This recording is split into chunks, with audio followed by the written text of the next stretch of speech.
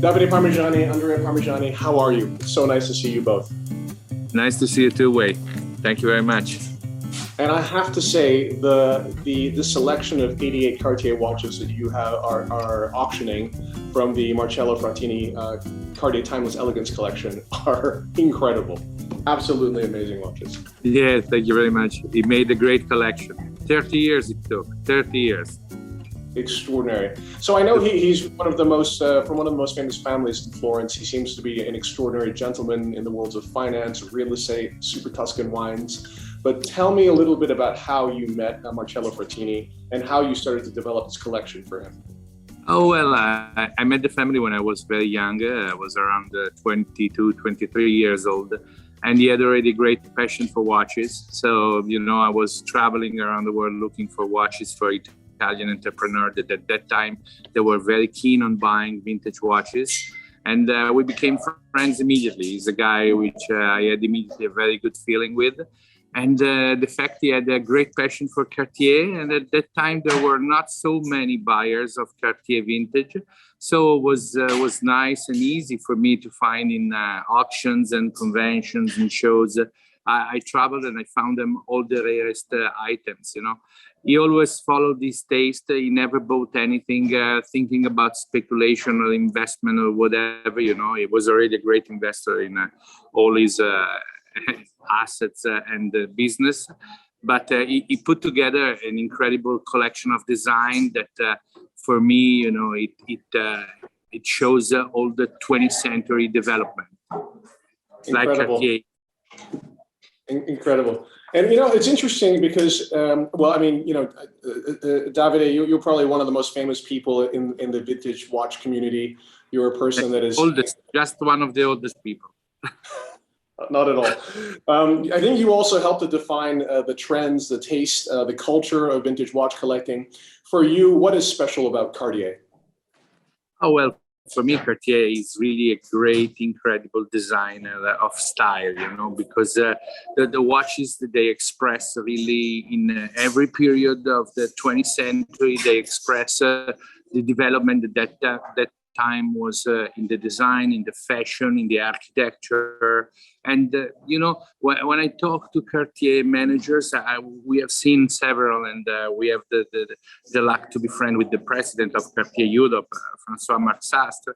And we were talking about the fact that I think they shouldn't go so much into the complicated watches. Now they want to make tourbillons, they want to make split seconds and this kind of watches. But actually, for me, Cartier is design. And, the collection we have express what Cartier really is, the history of design of 20th century. I totally agree with you. I mean, one thing that was extraordinary is this year we celebrated the 100th anniversary of the Tank Cintré.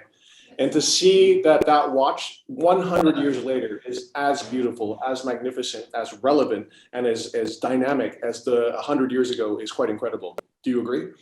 Absolutely, 100%. And if you see also Cartier style at the moment, they are going back on their feet. They're designing the cloche. They're making the asymmetrical. So they understand. And these watches will have a great success because people still enjoy to buy nice shaped watches to put on the wrist without 10 complications and without the word rolling inside or things like that. Of course, it's great to see the technology and the progress also in the industry of the horology. But for the old guys and my kind of generation, a nice, elegant design on the wrist is anyway almost everything you need.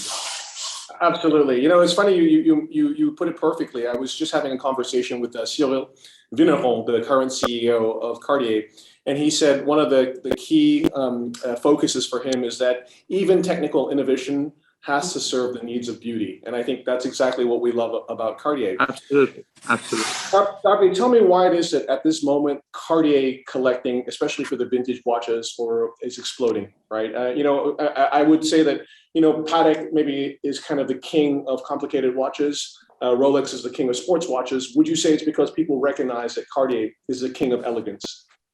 Well, yes, this could be one absolutely of the reason. And also there is the fact that anyway, watches are a very expensive investment at the moment. And instead, for example, our auction, 88 pieces, it's a lot of fun. And you don't have to think to ask a loan in the bank to come and buy a nice watch to put on the wrist, because today to have something recognizable and anyway, a very nice status symbol in the watch industry, you have to think immediately to put hundreds of thousands of euro on the wrist, and this is something that is affordable for most of the people inside the business, but actually, for people that wants to have fun and want to have a bit of style and want to recognize themselves in something beautiful, it's easy to come and walk in at our auction, and with 20, 30, 40,000, you buy definitely a very nice watch to enjoy, that goes for life. So I'm going to start a discussion about the lots that you have available with the watch that I would like to buy, but I probably won't be able to afford it. And especially as I've just gotten divorced, I can definitely tell you I can't afford to buy it. But anyway, okay, so let's start the discussion with two amazing Tanka Guichet watches. There is, of course, number 73, which is a platinum watch made in the CPCP collection of watches. But for me, the watch that is even more interesting is lot number 12, which is a yellow gold Tanka Guichet, which is just one of 3 watches ever made. And it is 4, really? 4. And distinguished by a crown at 12 o'clock. Tell me about this watch, Davide. Yes, of course. This is a watch that was made by Cartier as a replica of the junk power of the 30s. And it was made in 1996 for the anniversary Cartier auction. At the time, it was held by Antiquorum, one of the greatest auction houses, and by Osvaldo Patrizzi, one of the legends of the business. And I remember perfectly 3 watches in the sale, and I was there already to buy for Marcello Frattini. Actually, it was in the sale also. He was there in the sale with me. And we bought actually several watches at that auction, like 7 or 8 pieces, maybe more. And he kept all of them. This is a very, very elegant and very nice watch. And the very interesting, the fact that even if Cartier made some other nice edition of the watch, they made it in platinum and they made some other also in gold, but they never replied and never made again the crown at 12 o'clock, which actually was very cool. That's incredible. So Davide, I have read in the past stories that they made 6 of these, 3 in platinum, 3 in yellow gold. Tell me, how many did they make? I think they made basically for sure 9 watches, because I had examples also in pink gold. So they made also for sure 3 pieces in pink, 3 pieces in yellow, and I would be sure also 3 pieces in platinum that were made at the time. Incredible. And this is number 3 of 3, and it's, it's an absolute unicorn to me, right? It's an incredibly rare watch. And I feel as if the value or the estimate you put on there in some ways is a very humble estimate, because I think it's going to go for quite a significant amount of money more. But anyway, I think the watch is very affordable, and we'll see what the market says. We can't predict what the market speaks, but I think the watch is very affordable. We have a lot of interest. Amazing, amazing. Okay, well, I'm going to try anyway. I think I'm going to get blown out of the water pretty fast. But okay, so let's go from that to one of the watches that everyone's talking about, and it's the lot number 29, which is this incredible watch that was created for Harry Lee Danziger, who, along with his brother Edward, at one point were the owners of Cartier, I believe from 1966 to 1972. It's an extraordinary driver's watch. But tell us about this, because this is kind of mind-blowing. This watch is a monster. It's incredible, incredible icon. Also, it is incredible to think today with how big these companies are in the world, that you can own a company like Cartier. It's something that probably belongs only to the past, this kind of idea that you can buy a brand like that and use it for yourself, and also you can ask the company to design watches for you, like you buy Ferrari and you want 2, 3 Ferrari designed by your son, it's something that possibly today is impossible even to imagine. But maybe Jeff Bezos can buy some of those companies, for the normal being, it's impossible. It's an incredible history of these 2 brothers that were already very wealthy in that period, and they had the chance and the luck to buy the company that probably was in a bit of economical trouble in the mid 60s. And the guys, they were particularly eccentric, you know, they were Los Angeles guys, so we don't have to spend words about how really cool was that place also in that period. And the guy designed himself the watch and asked Cartier to realize it. And it's fantastic to see the manufacture of this piece, because Cartier had the case made in London with the old British and London design, but then the watch was powered by a Blancpain movement that they were using already. Blancpain movement, and at that time there were small movements that Blancpain produced for ladies' watches, and it's super interesting that then at the end of the day, when they delivered the watch, they signed it Cartier Paris on the border, and we have all letters and correspondence with Mr. Denziger and Cartier. And it's absolutely an amazing watch.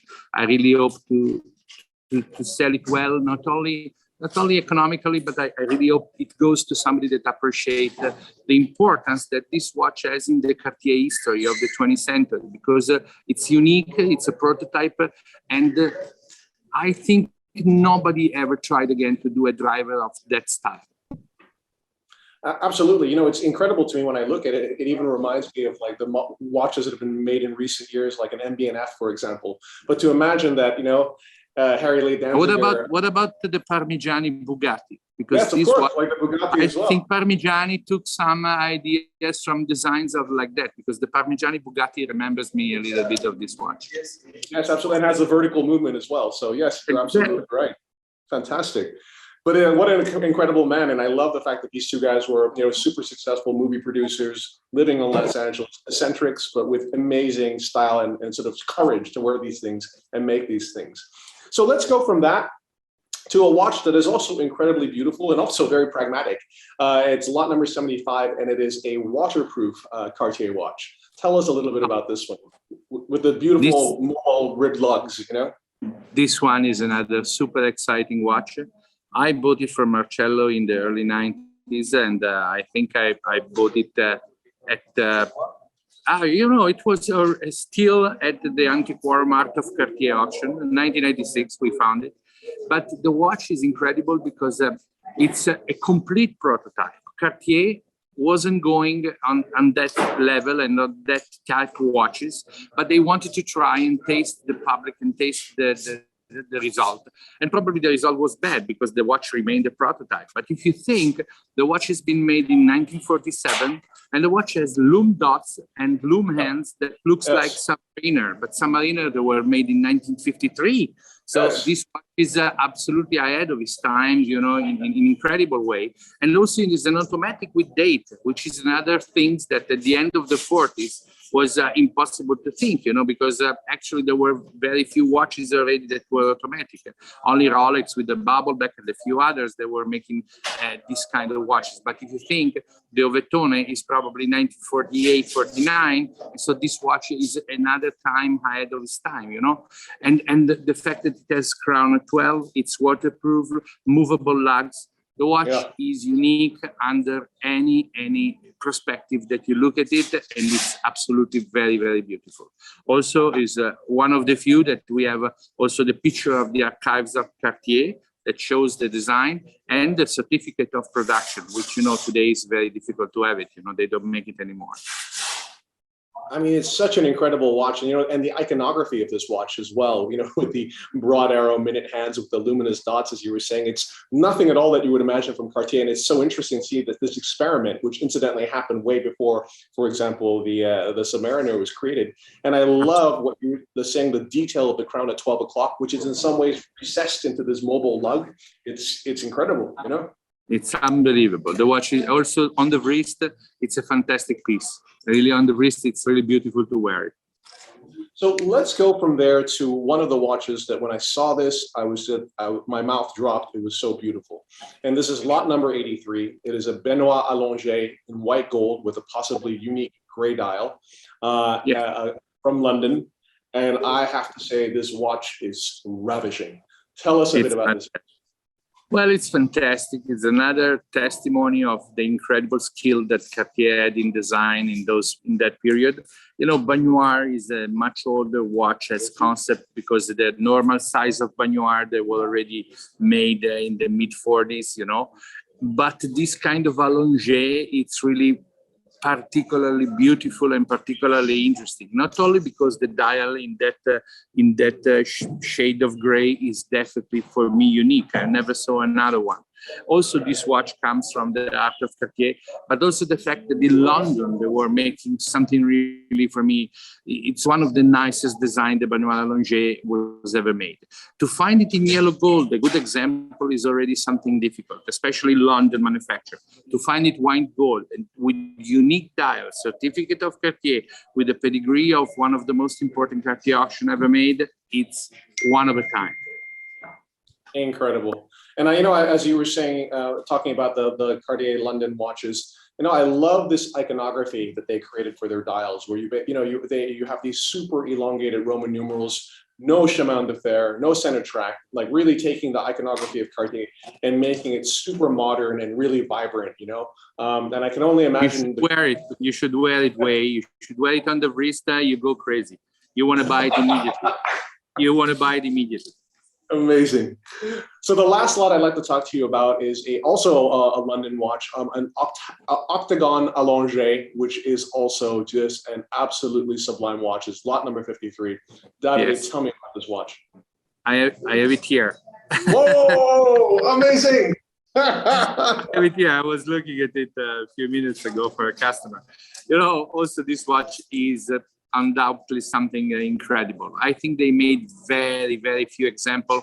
I saw the watch 2-3 times in all these years of collecting. The 35 years I'm in the business and following the passion of watches. And it's another piece that it's impossible to describe it. You have to wear it on the wrist, and it's an expression of incredible skill and design. The dial also. We also found the original advertisement that Cartier made to announce the watch in 1969. We have it here displayed. It's something fantastic. This octagonal is so well proportioned, and I think it's another watch that Cartier should make again today. I was talking to François-Marc Sastre, and he likes the watch very much, and they were considering to make a small series because this watch is really, really amazing.